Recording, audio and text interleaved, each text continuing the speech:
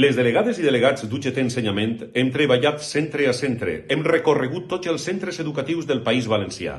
Hem donat suport al professorat amb la resolució dels problemes del dia a dia. Hem denunciat la discriminació que patim respecte a d'altres comunitats autònomes. No disposem de dies d'assumptes propis, no cobrem les tutories, les coordinacions o l'especialitat i el personal major de 55 anys no disposa d'una baixada automàtica i efectiva de les seues hores lectives.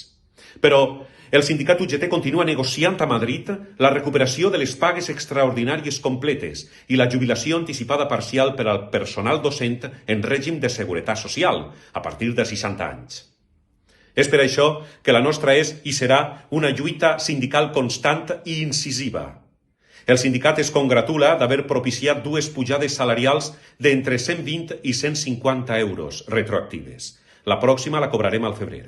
I la pujada consolidada del 2% al gener de la nòmina docent. També hem sigut decisius en el cobrament en la nòmina de desembre dels més de 6.000 euros pendents a favor del professorat de formació professional integrat al cos de secundària. Us anunciem que la nòmina de desembre serà abonada anticipadament divendres 22. La lluita sindical continua amb UGT sempre al teu costat.